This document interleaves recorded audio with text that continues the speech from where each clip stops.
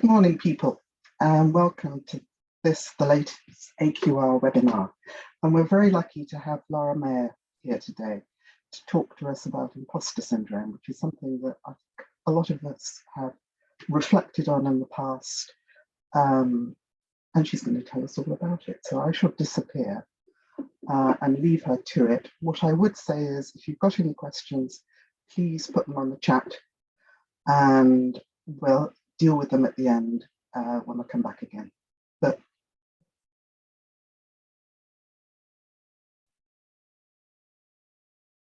So, hello everyone. Let me just share my screen. Now, I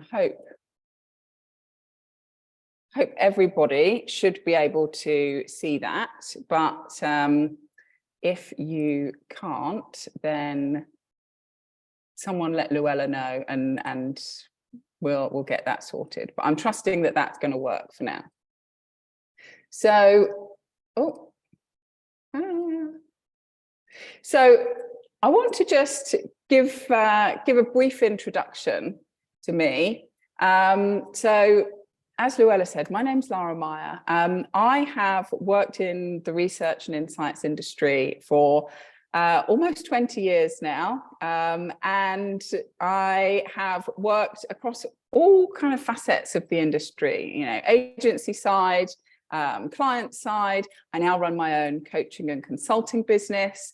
And, you know, throughout my career, I have lived in various different places. In fact, I'm actually coming to you today from Bahrain in the Middle East, which is where I currently live now.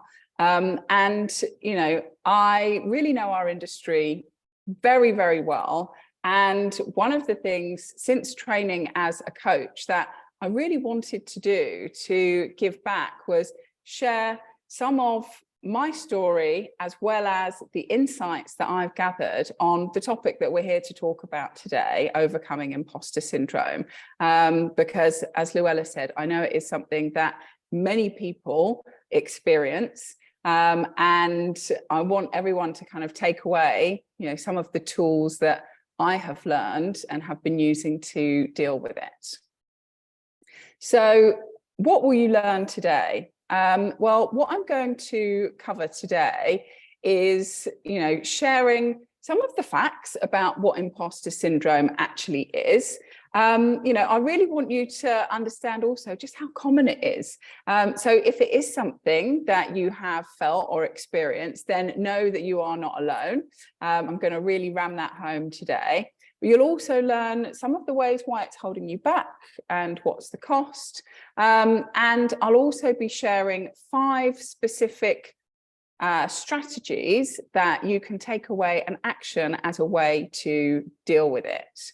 Now, I can't actually see who is here in the audience today because I can't see any of your lovely faces. But one of the things that I'll talk about as well is imposter syndrome is often referred to as something that impacts women. And so I am going to talk a bit about how it impacts women's careers differently than it impacts men's. But if you're a man who is on this webinar today who has experienced imposter feelings, then thank you for being here. I know it impacts men as well, and we are going to touch on that. So you're absolutely very welcome to be here, and there is going to be plenty for you to take away as well. So I want to I'm going to come off the screen share for a moment and just talk to you while I tell you a little bit more of my story before we get into, you know, some of the data and the insights that I'm going to share. Because, you know, I am so grateful to have the tools to deal with imposter syndrome whenever it appears, because the truth is it comes and it goes. It's not something that I believe you can ever fully eradicate. But when I think back to when I can first remember experiencing those feelings, those anxieties, those worries, it goes all the way back to when I was even a grad trainee, starting at TNS in their World Panel division, with many other, bright young grads, all kind of keen and eager to start their careers. And, I was comparing myself to others constantly worrying, really, am I going to be found out? Did they really mean to hire me, or was it the other Lara who was in the interview process? And 20 years ago, there wasn't that many Laras around, so that would have really been quite rare. And, I was constantly questioning myself with all these kinds of things and worrying that I was going to be found out as a fraud. And, to kind of quell that anxiety, I started saying yes to every single project and working really, really hard to make sure that I never made any mistakes doing anything. And the problem was, actually, in the early days of my career, those strategies that I was, unbeknownst to me, using to make myself feel better for those imposter feelings, they actually worked to help me get ahead. I actually progressed quite quickly because I was doing lots of extra projects and doing really great quality work. But every time I progressed and I went to a bigger role or more responsibility or a larger team, those imposter feelings, they would come back time after time. And over time, those strategies I'd been using, they stopped working so well for me. And actually, I felt like my career had stalled. And because of that, the more I felt like a fraud, and the more I told myself I felt like a fraud, the more I believed it. And I kind of went into this exhausting cycle of overworking and reaching, burnout. Now, luckily for me, I went to work for Microsoft. And that was really a turning point in my career, because Microsoft, even though it was a huge tech company, they really nurtured women in tech, and they also had a real focus on building a growth mindset. And so that really inspired me to start learning more about how I could learn more about myself, how I could become more self-aware, how I could overcome some of those feelings and challenges that I'd previously been struggling with. And so I started reading lots, I started attending workshops and webinars, a bit like this one, and eventually hiring my own coach. And, it's had such a profound effect on me that I have since trained as a coach and now want to share the things that I have learned with others in the industry, so that we all can have a more positive working life, and particularly for more women to be able to rise in their research careers as well. So that gives you a little bit more of a taster of my story. I want to come back to the slides now, because firstly, I want to make sure that we're all kind of on the same page with this, this definition of imposter syndrome, because imposter syndrome isn't simply, an extreme case of self-doubt. Imposter syndrome is a fundamental mismatch between the way we perceive ourselves and the way that others, the external world, and our own actual markers of success and achievement show us up to be. And so, the kind of classic hallmark of imposter syndrome is this fear and worry of being found out or exposed as a fraud for our self-perceived incompetence. And it's why so often, if someone who feels this way shares any of those kind of nagging worries, that other people say, oh, I don't know what you're talking about. You're fantastic at presenting or doing this kind of project or whatever it might be, because others just don't see those worries and fears that we have ourselves. So I'm going to share some stats with you now. But before I do, I would just like to invite you to type into the chat. Hopefully I'm going to be able to see it in here today. What percentage of women do you think have experienced imposter syndrome? And I'll tell you in a moment why I'm asking specifically for women. Just have a guess, pop it into the chat. Give me a round number. What are your best guesses? 10%, 30%, 50%, 70%. Oh, 50%, 80%.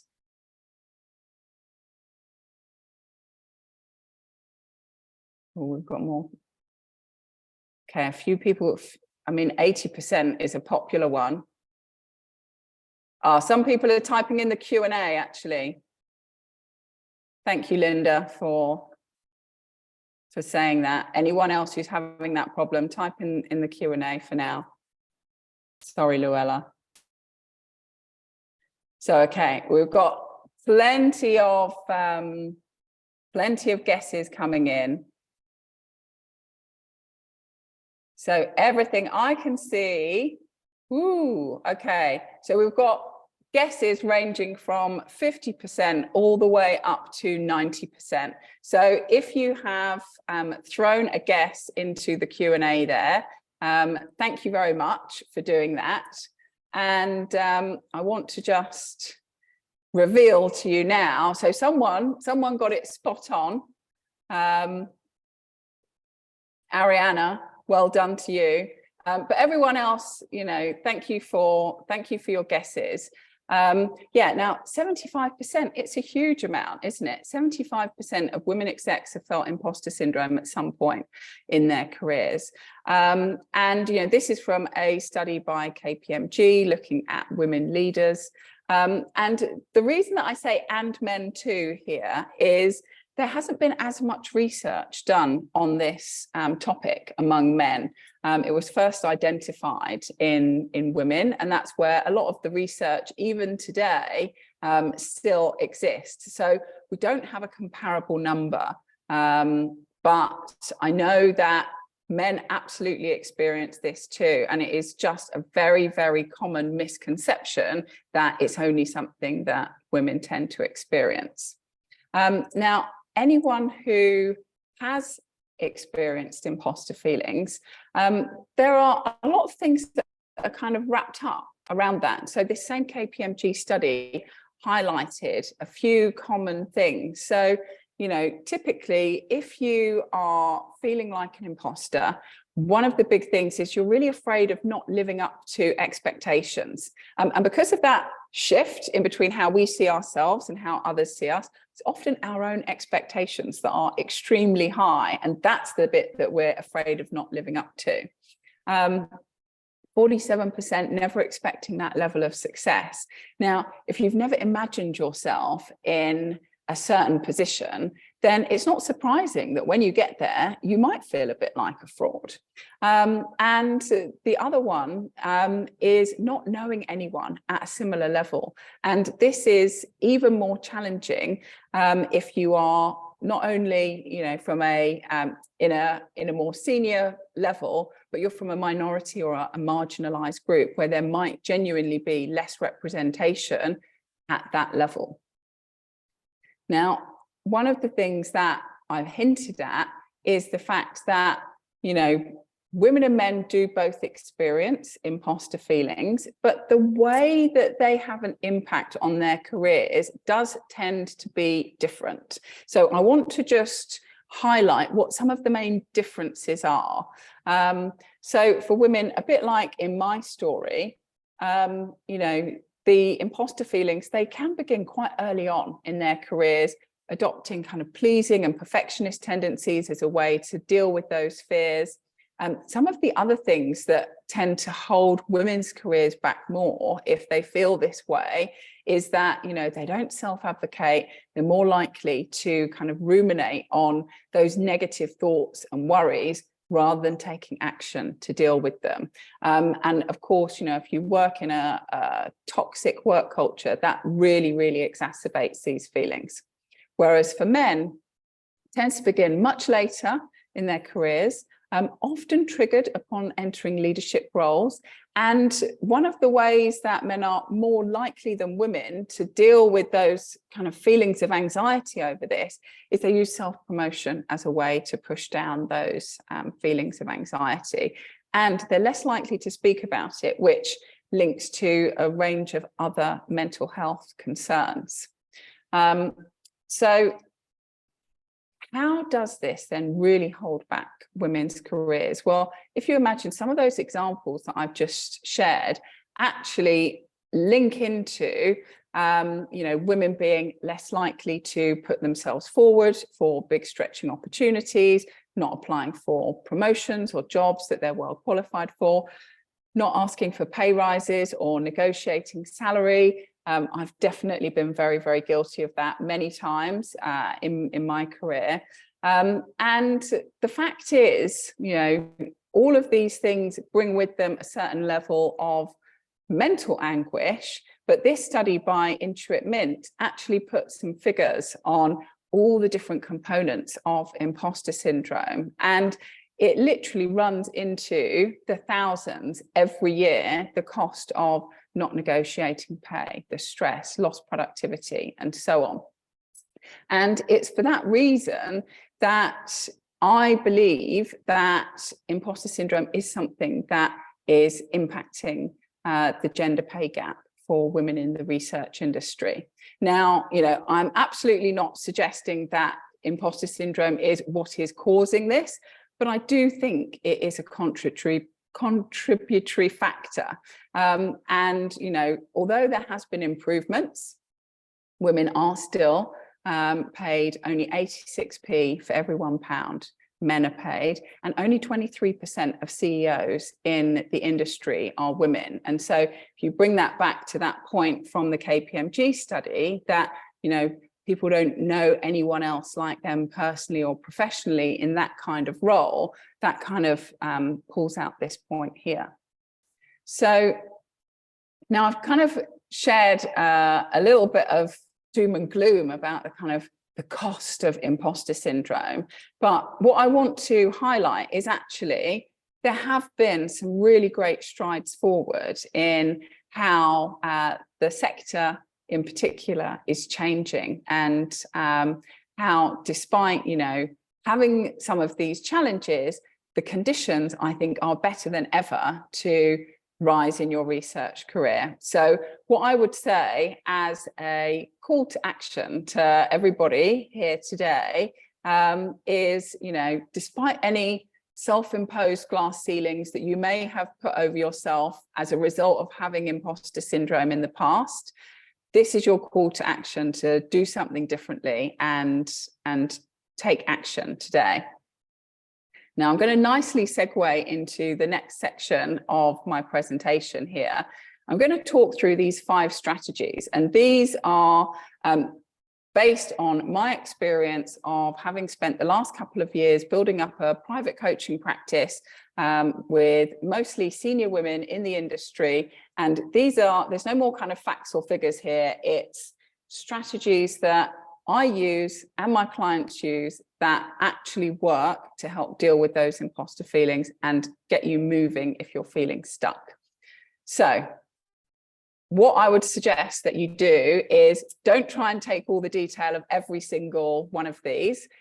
Just pick which one of these 5 strategies really speaks to you and make a commitment that that's going to be the one that you're going to work on after today's session.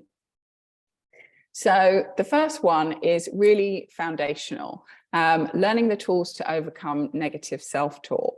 So the reason that this is absolutely foundational when it comes to imposter syndrome is that those imposter feelings, they are characterized by disbelieving the evidence or of all of the good stuff that you've done, and just listening to that negative internal monologue or your inner critic.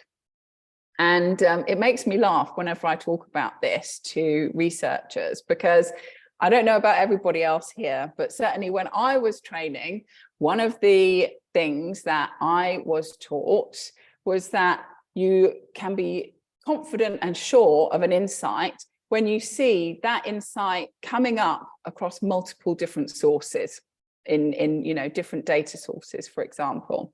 And yet, when we choose to just listen to that negative voice in our heads, often we're doing it and, ignoring all of the positive, all of the good stuff around it.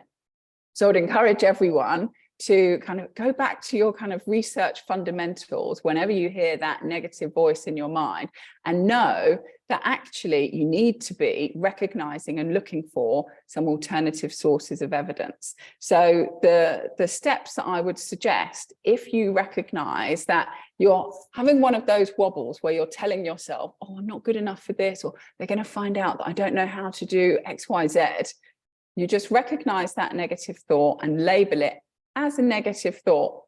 Look for some other alternative sources of evidence, and then choose 3 positive or constructive things to tell yourself. And 3 is really a magic number here, because you need to have 3 positives for every 1 negative to counteract the balance that is going on in your brain. And if you do that, then you'll start to feel more positive yourself. Ooh, that was Siri talking to me.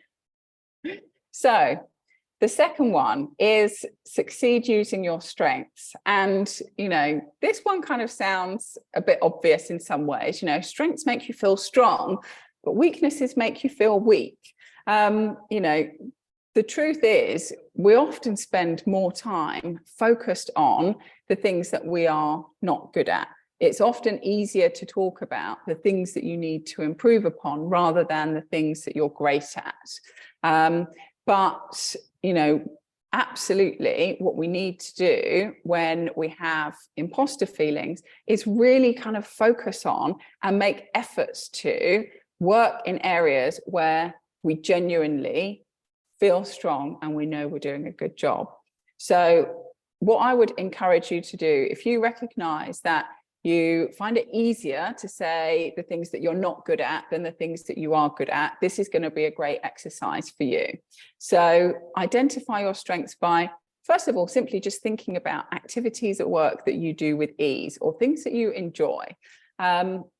Usually things that come really easily to you, things that you enjoy, are a really good indicator for things that you're good at.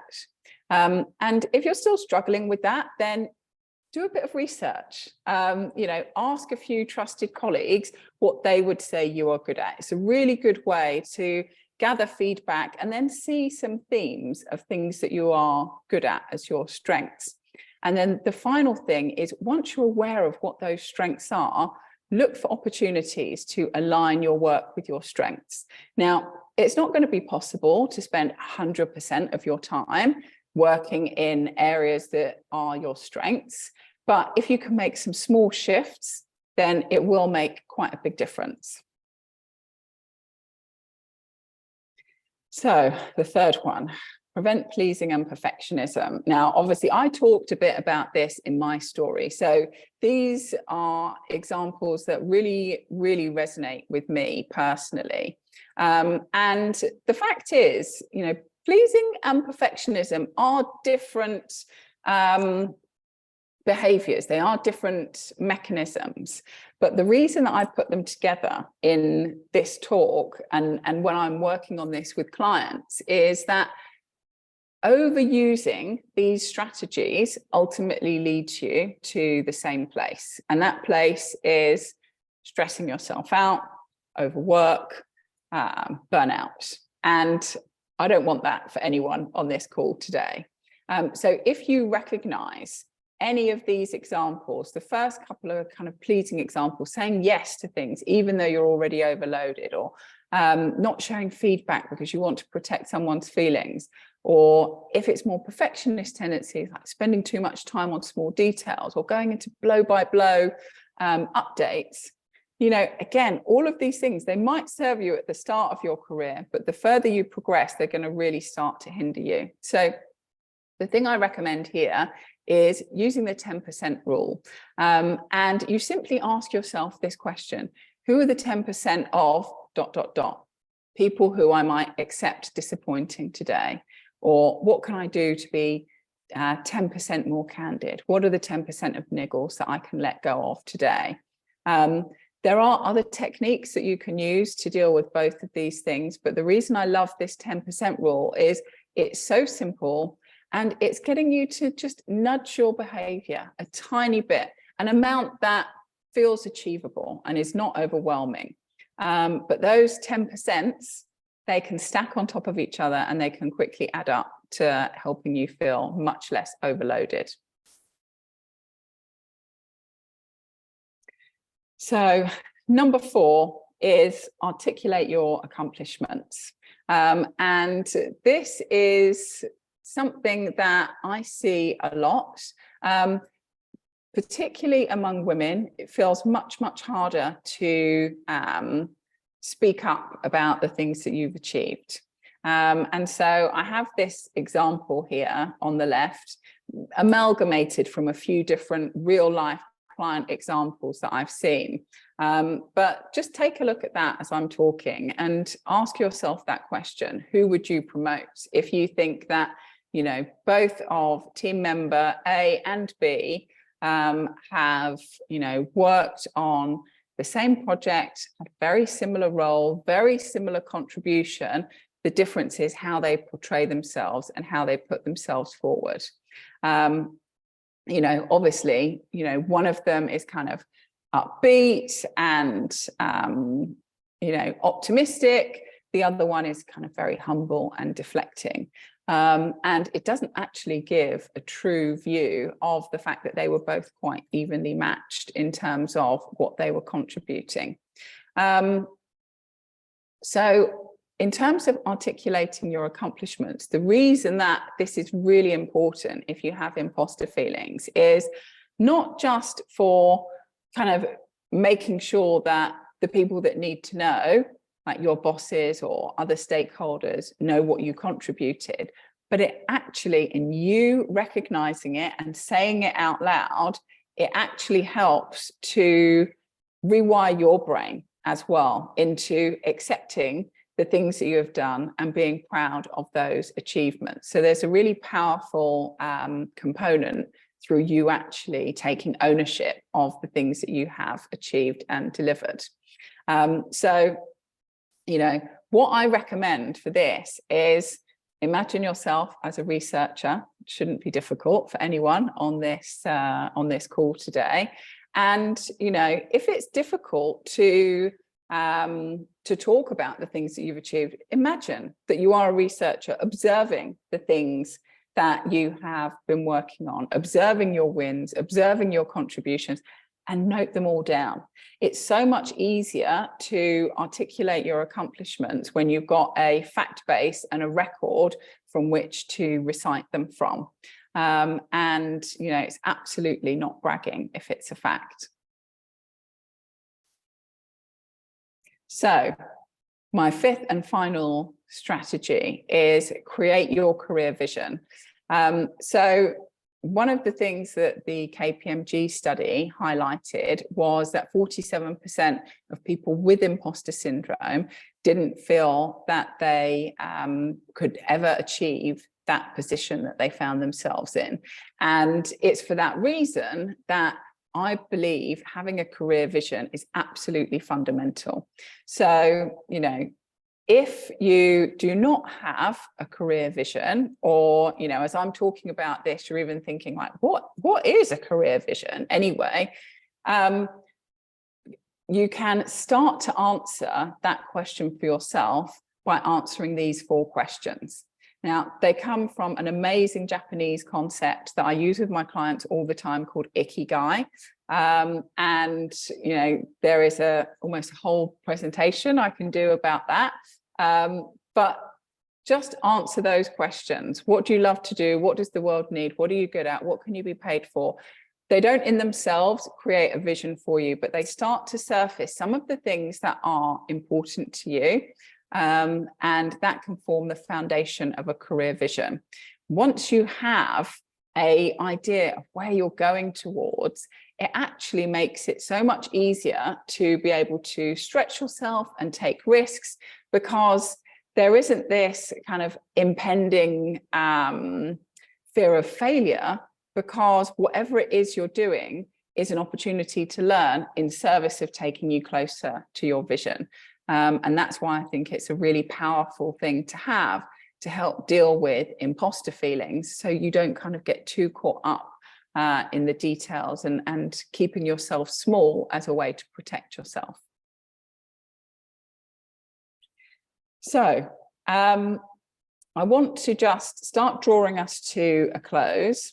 And I've got a recap of those 5 strategies here. The other thing I really want to drill home now is this fact that imposter feelings are normal. They are so much more common than you think.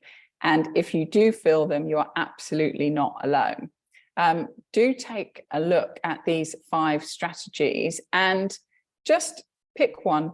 Pick whichever one speaks to you the most as something that you think would make a difference, and you want to commit to working on after this presentation is over.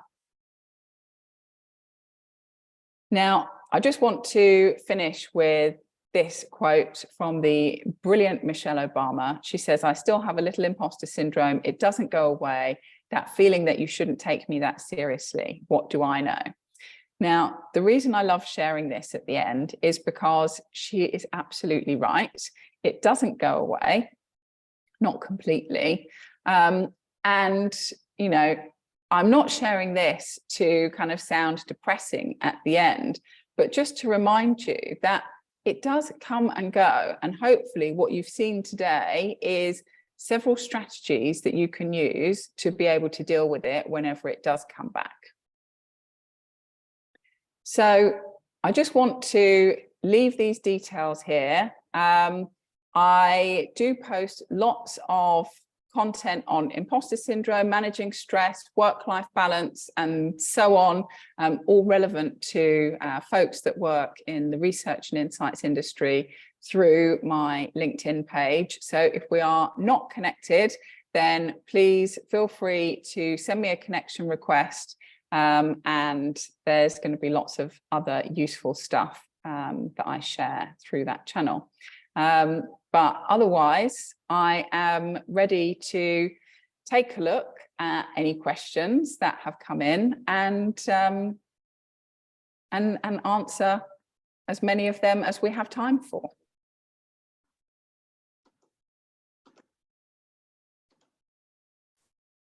Thank you very much for that. And apologies, it's all my fault. I obviously disabled chat somewhere along the line. I think I've enabled it, but just in case it doesn't work, if you want to put any questions forward to Lara on Q&As, feel free. I didn't notice any coming through, so have another go. What I'm quite immediately, what I'm quite interested in is, do you think you'd ever have got to the place that you are now if you hadn't had an enlightened employer who gave you life coaching? I mean, that's such a brilliant question. Yeah. I hope that I would have got there at some point, but I think it would have taken me a very long time. You know, I think I kind of started on my journey towards learning more about this stuff actually about 10 years ago, but there is only so much that you can learn from reading books or going on webinars. Like I personally found the biggest transformation came when I actually worked with a coach one-on-one. But, you know, even I laugh now when I say this, you know, I was very, very resistant to the idea of coaching before I had been given one by my previous employer, because I think coaching, you know, there's a lot of misconceptions. There's a lot that's misconstrued about, you know, what does working with a coach mean? Does it mean I'm bad at my job? That was certainly kind of a lot of the baggage that I brought with me. So I hope that I would have got there, but I've certainly got there a lot faster than I would have done otherwise, thanks to thanks to my previous company. So we've got 3 questions, I think, come in so far. The first one is from Corinne. She says, how easy is it to differentiate between genuine imposter syndrome and the sneaking suspicion that you need to upskill? Well, Corinne, I mean, it's a great question. I don't think it is necessarily easy to differentiate. You know, it's a lot of these thoughts kind of are swirling around in our own minds. I think what I would encourage you to do, or encourage anyone to do who is kind of asking themselves this question, is to really try and, you know, bring a little bit of discernment to what it is you're grappling with. So if you do the exercise where you think of, you know, other alternative pieces of evidence, you know, it might be positive feedback that you've had from other people about your performance in certain areas, or it might be, you know, you looking back at other times that perhaps you've achieved something similar. If you can be discerning and see, yeah, okay, I have got some evidence where I have delivered on this before, and actually other people do say I do a good job of this, then probably that is imposter feelings, because there is this mismatch between what you see yourself as and the actual evidence to the contrary. If it's something that you've never ever done before, or, you know, you have been pointed out that you need some development in certain areas, then, you know, that probably is an upskilling situation. So I'll just kind of be discerning, look for some evidence, and, you know, and, you know, try and navigate through it that way. So we've now got some questions on chat, so I'll finish off the ones on Q&A first. Carol says, thanks for a great webinar. What sort of trends are there in imposter syndrome in terms of age? What I mean is, are younger people experiencing this less because of how they've been brought up to be more self-promotional, etc.? Yeah, it's a really interesting one, actually. And I think there's probably no clean answer to this, because I think younger people are also brought up in the age and the times of social media, which is, you know, often putting on that front, that mask, despite how you might be feeling on the inside. You know, I think definitely there is evidence to say that women do experience it from a younger age. But I think it just changes actually as you age. You know, this is one of the reasons why I don't think imposter syndrome ever completely goes away, because when you're younger, it is actually more mixed in with just genuine lack of skills and lack of experience, because you just haven't had that in your life yet. Whereas as you get older, you're actually taking on bigger and bigger responsibilities usually. And so the way that imposter syndrome kind of shows up shifts as a result of that. So we've got one from an anonymous attendee who says, specifically, what did you find the most helpful in your journey through the process? And what do you do regularly to maintain your mental state? So that is such a great question. I would credit, without a shadow of a doubt, a coaching system that I came across actually after I'd completed my coach training, and it's called Positive Intelligence. And it's something that I use with all of my coaching clients. And Positive Intelligence is a system that teaches you the habits of good mental fitness, specifically how to stop those negative thoughts whenever they come up, and how to think your way through a much more positive solution. And the basic level is a 6-week training, but then it basically teaches you the habits to instill in yourself for the rest of your life. So I now use the system every single day. It's one of the very first things that I do when I wake up in the morning, do a 15-minute meditation and use the tools and practices as part of my day-to-day life. So that, or any other kind of meditation or similar kind of system, is something that I would really, really, really recommend.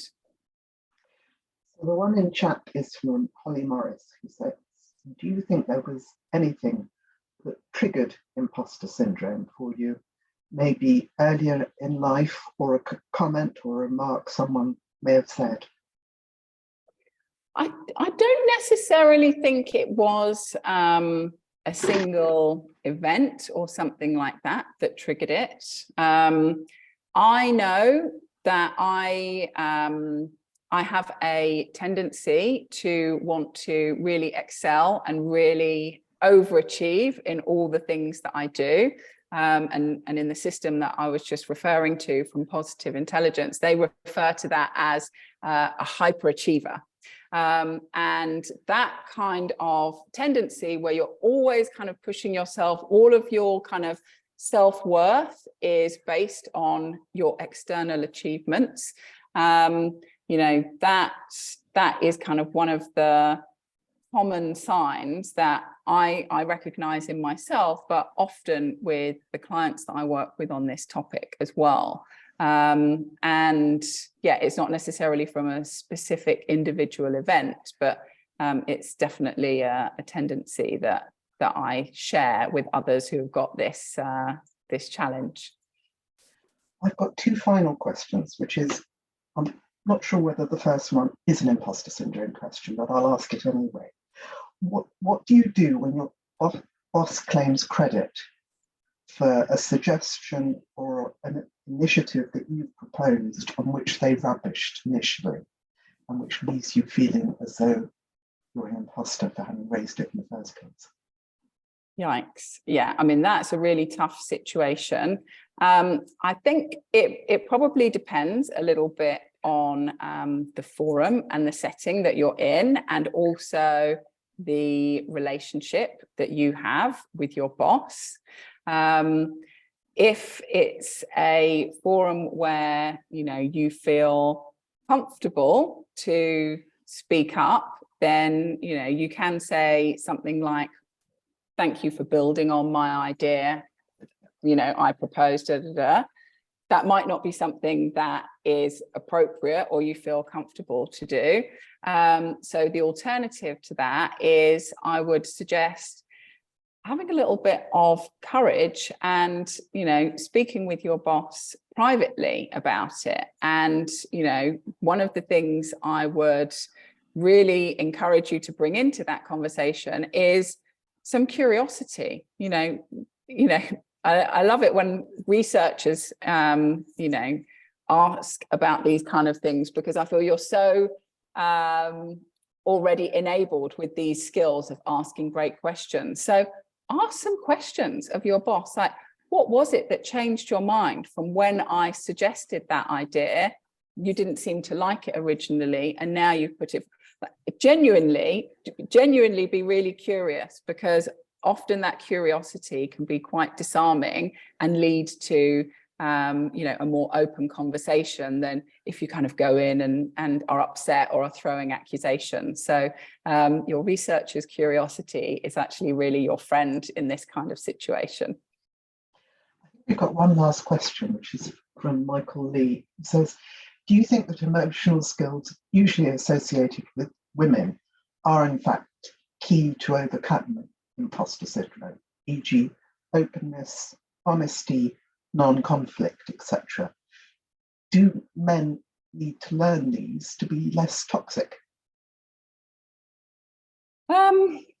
Yeah, I mean, I think it's interesting, actually, some of the ones that you've listed there. It also depends on how women and men embrace those characteristics. Like if I take honesty, for example, you know, often with imposter syndrome, we're not being honest with ourselves about what we have achieved, what we are good at, and those kind of things. And, you know, embracing a bit more honesty in that way for for a lot of women, I think could be really transformational.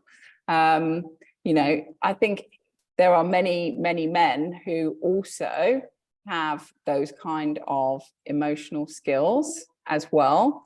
And I think, you know, there's a lot of opportunity for all of us to learn, you know, how to both embrace our emotions, but not kind of be ruled by them when we are in business or in life, actually. So, you know, utilizing some of those kind of, more empathetic, more curious traits, you know, will really, really serve anyone who's got imposter feelings really, really well. You mentioned the term, I think it was a Japanese term, was it ikigai? Oh, ikigai. Yes. Ikigai, sorry. Okay, how do you spell it? It's I-K-I-G-A-I,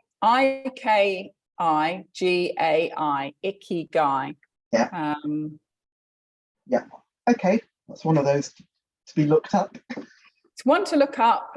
If anyone is interested, then I didn't put it on here, but I have also got a YouTube channel and I talk about ikigai very specifically in the context of career vision. So there's some introductory information that I've got that I can send the link for as well, Luella.